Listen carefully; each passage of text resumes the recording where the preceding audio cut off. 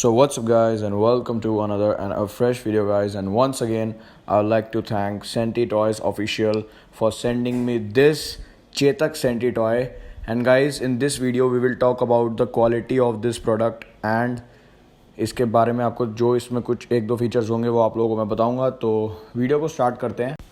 So guys, if we will talk about the quality of this product, obviously the quality is a bit improved from the previous ones. And guys ये इतना भी latest जो है अब थोड़ा सा नहीं रहा है। ये वीडियोस ऑलरेडी आप लोगों ने शायद इसकी देखी हो, बट वीडियो मेरे चैनल पे भी आ गई है और बहुत जल्द गिव अवे अनाउंस करने वाला हूँ मैं। तो उसके लिए आप मेरे चैनल को सब्सक्राइब करो, बेल आइकन दबाओ और कमेंट कर दो कि कौन सी कार, कौन सी सेंटी कार का आप लोगों को गिव अवे चाहिए। तो वो मेरे को कमेंट में बताओ, फिर मैं बहुत जल्दी एक गिव अवे अनाउंस करने वाला हूँ। और बाकी गाइज इस वीडियो के बारे में आपको बात करूं, क्वालिटी काफ़ी इंप्रूव हुई है और इसमें एक पुल बैक पावर आप लोगों को देखने को मिलेगी। इतनी चीज़ें इसमें नहीं है, इसलिए वीडियो थोड़ी सी छोटी है।